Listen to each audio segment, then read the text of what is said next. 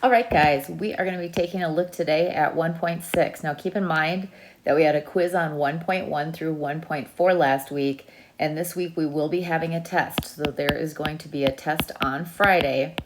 Last week, a lot of people just didn't do the quiz, so that's going to be a problem, and you definitely don't want to miss the test.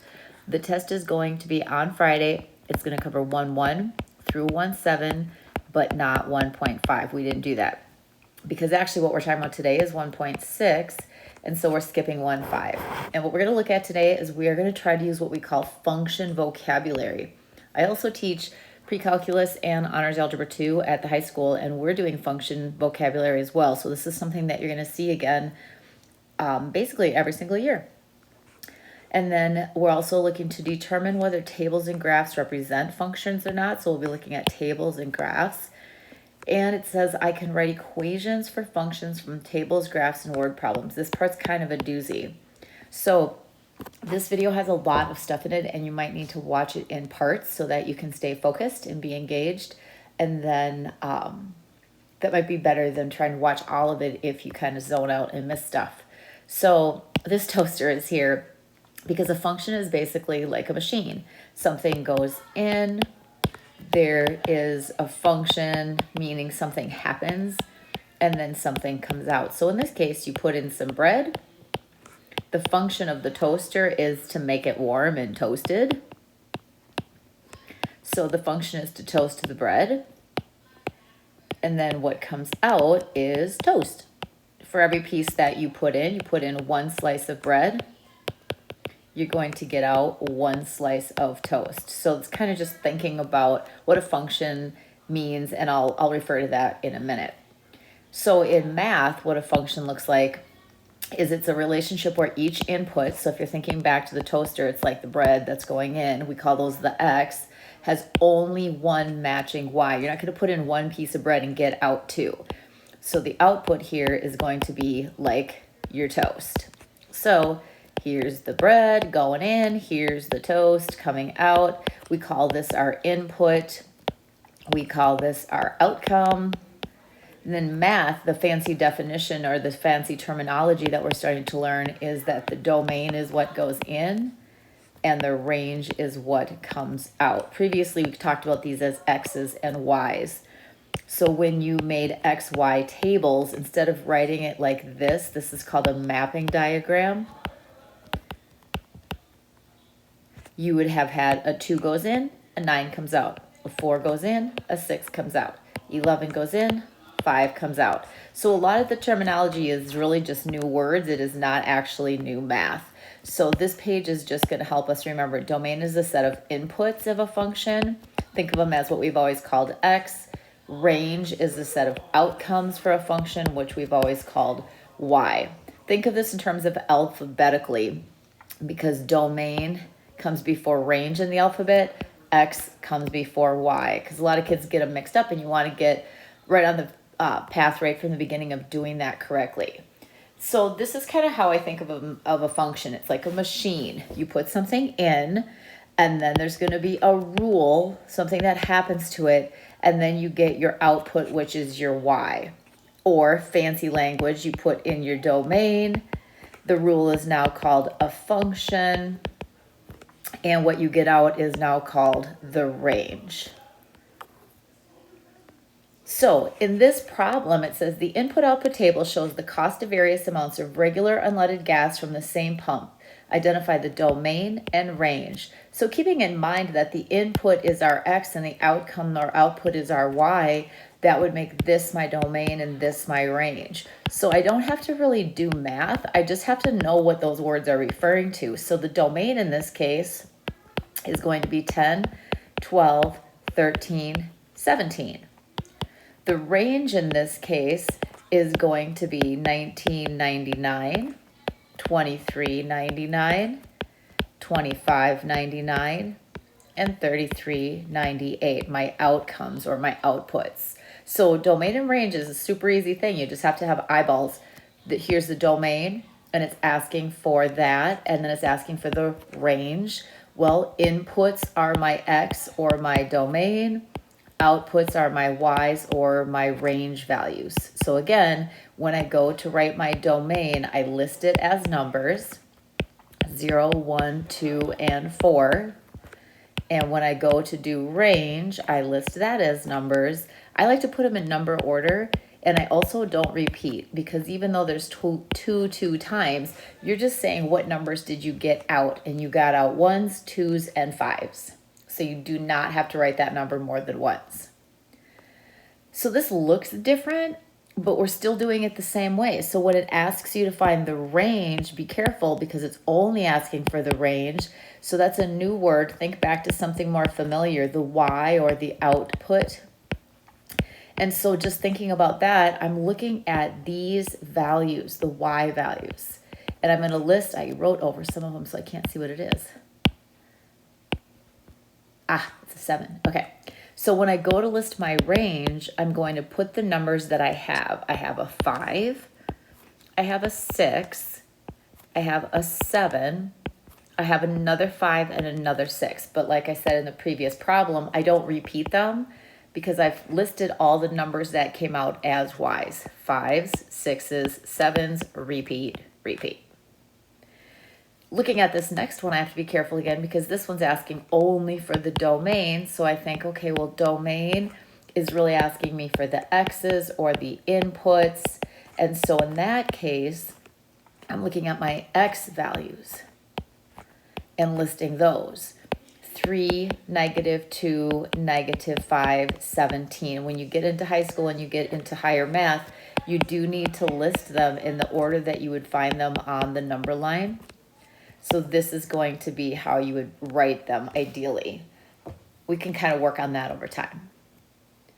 Okay, so second thing we're going to learn today is we're going to decide if something is a function. Is it a function or not? Not everything is a function. Keeping in mind that in a function you have to find specific rules. So the first thing you're going to do is look at the X values. You do not care about the Y values. If an X value is repeated, check to see that it's matched up with the same Y value. So basically an X value like a 2, 5, if it's listed in your function and then later on you have a 2, 5 again, that's okay. But here it says in this next one, if it is matched with a different Y value, then it is not a function. So we would be looking for something like 2, 5, 3, 2, 2, 7. That is going to be not a function because you have right here a repeat X that went to 2 different numbers. So you put in 1 piece of bread and you got out 2 different pieces of toast. That makes no sense. So as soon as you see a repeat X that goes to different Y values, so it would split off, you know that it is not a function.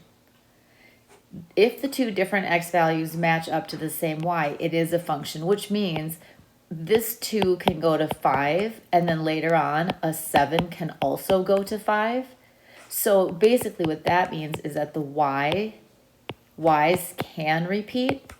It's totally fine if the Y's repeat, but the X's cannot repeat. You cannot have an X listed twice that goes to 2 different numbers. That's what makes something a function. Each input has one outcome.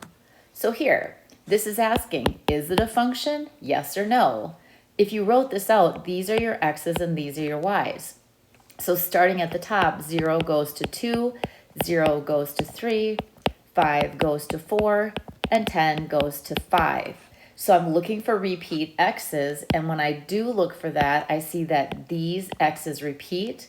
So I check out what they go to, and since they don't go to the same number, this is not a function. Because what you're saying is you put in a 0 and it came out as 2 different things. And that can't happen. Anything that's going in has to come out as just one value. And so in this case, 1X went to 2 Y's. And that makes it not a function. That's the key thing that you're going to be looking for in those. So this looks different, but it's the same thing. Here's my X's, here's my Y's. I look at my numbers. If I like to look at them as points, 0 goes to 0, 1 goes to 2, 4 goes to 8, and 6 goes to 12. So when I look at just my x's, 0, 1, 4, 8, I have no repeat x's. And if I have, whoa, that's messy. If I have no repeat x's, then I know for sure that this is going to be a function. So this is a function. Because really your only rule is that the x's can't repeat. They can't go to two different things. No different, just laid out sideways. So take a look through this and decide if you think it's a function or not, and then check and see what I'm doing.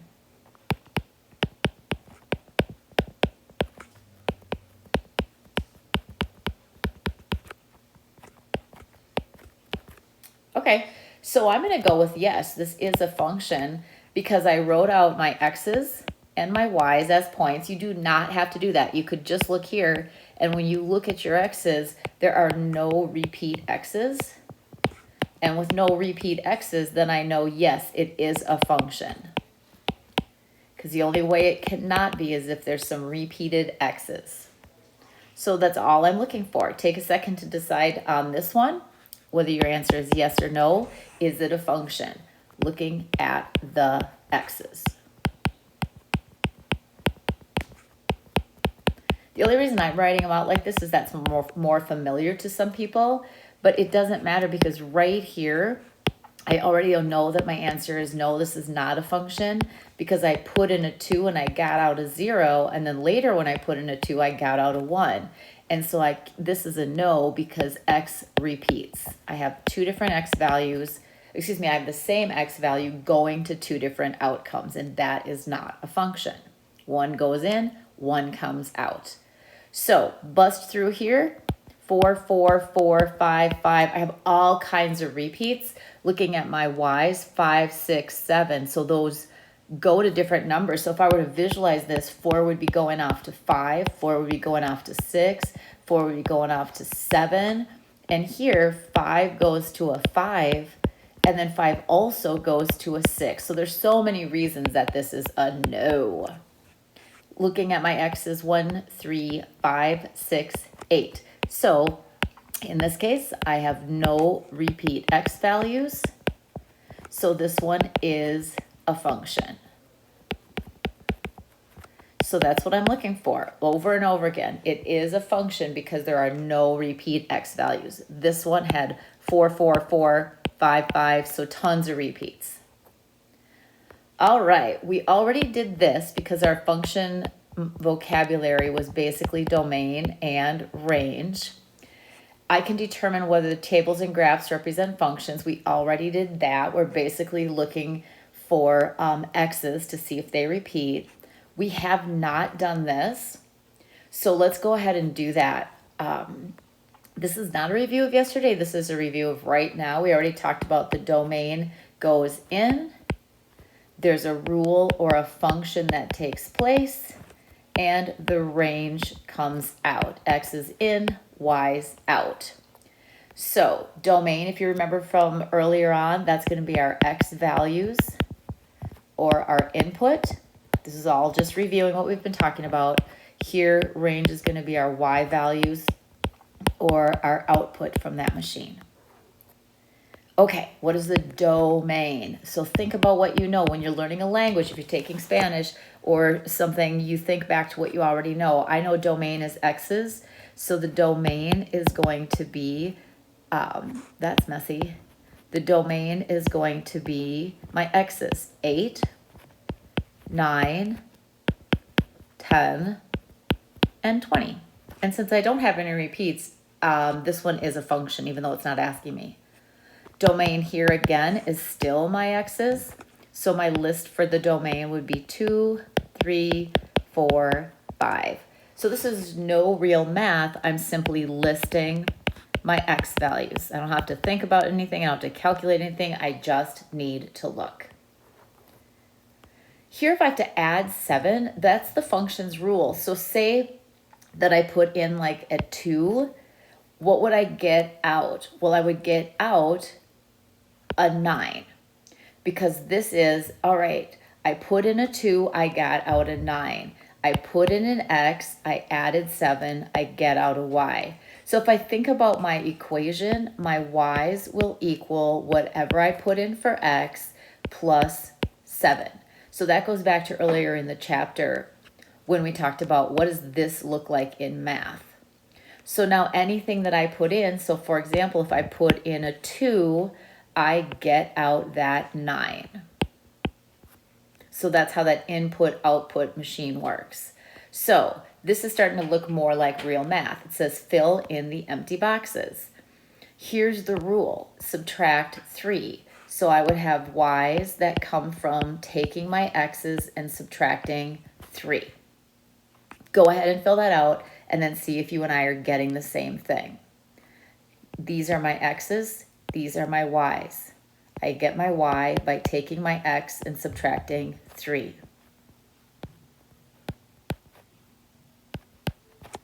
So in each case, I took my rule and I plugged in the x they gave me. The rule was to subtract 3, and that's where I get my y from. Here, my rule is to add 5 for every x that goes in. That will kick out my y. So go ahead and do that. Here I would put my x in. I would add 5 because that's my rule, and I will get out my y. Put my x in, add 5, get out my y. X in, add 5, put this x in, and add 5. So y equals my x plus 5. That's what that looks like. Here my rule is to add 1. So my y's will equal my x's plus 1. That's my rule. So let's try to start thinking about this, just doing it in our head. If I took this x and added 1, I'd get 3. Took this x and added 1, I'd get 8. This x plus 1, 13. This x plus 1, 14. So again, the math's super easy. I'm just paying attention to my rule. Here, my rule, whatever goes in, you're going to take that value and subtract 4 and kick out the y. So my equation would be that the y's will come from the x's minus 4. So think then, this x minus 4, this x minus 4, this x minus 4, and this x minus 4. So you want to think in terms of the rule and plugging in the numbers. All right, what if my rule is y equals 2x plus 3? Okay, say that I put in a 4. What would I get out? Well, to get my y, because this is my x and this is my y, this is my domain, this is my range. We're just doing the same things we've done for years. We're just calling it some new stuff. So we learned earlier in the chapter how to evaluate by plugging in. So I'm putting this 4 in through my machine. That takes 2 times whatever I plug in and adds 3.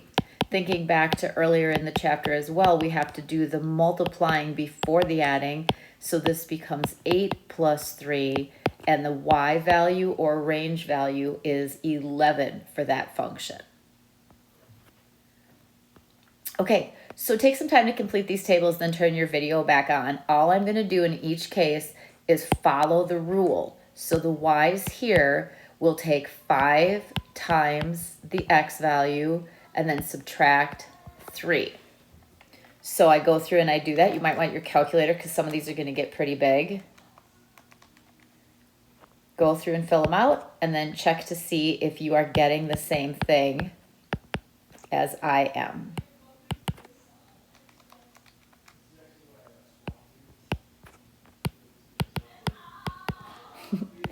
I don't know if you can hear my kids downstairs singing. I apologize for that.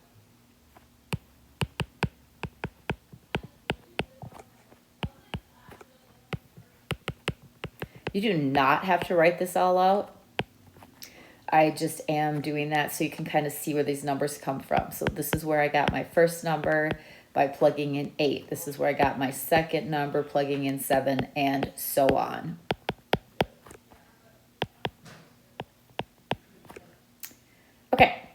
So this is just plugging in the numbers. So here, let's not do that one. It's got an icky fraction, so we don't need to take more time. Here I'm just going to take my x's that go in, take away 4. So 4 minus 4, 5 minus 4, 1 minus 4, be careful that becomes negative, 0 minus 4, and 8 minus 4. So you just plugging in the numbers. Go ahead and do these. How many more do we have?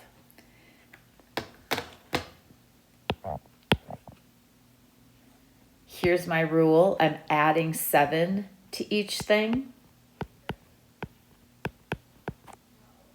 Here in my rule, I'm doing 8 times my x value. So 8 times 1, 8 times 3, 8 times 5, 8 times 6, and 8 times 2. So I'm just following the rule to get my y's.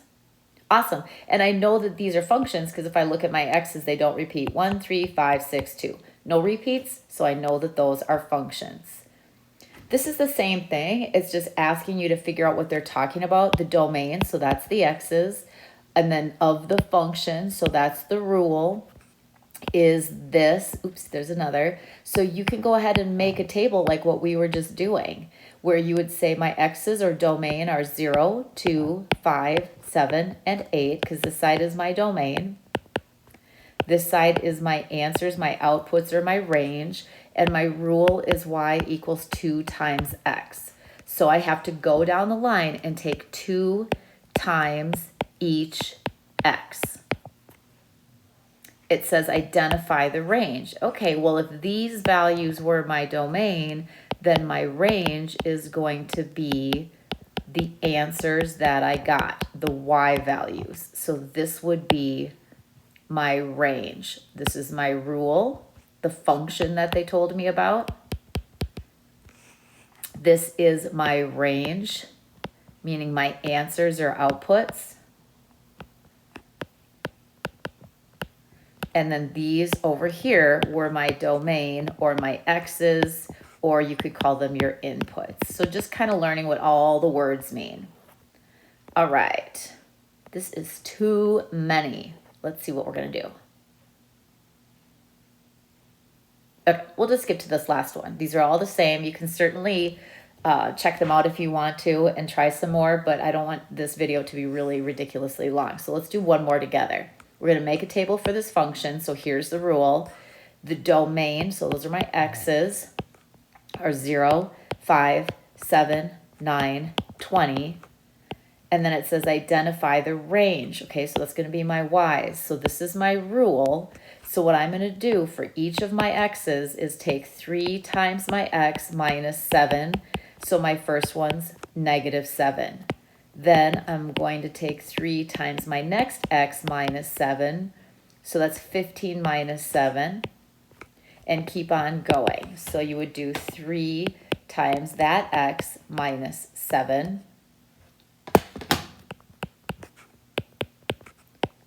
Then 3 times the next x minus 7.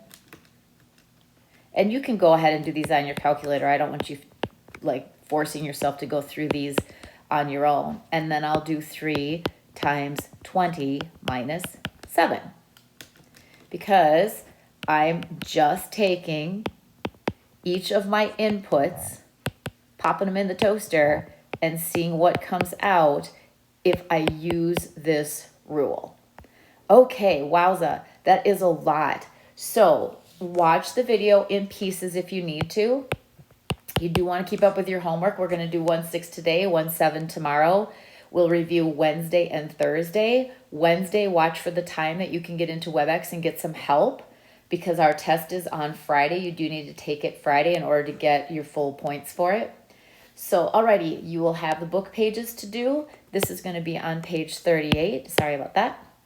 So this is going to be page 38.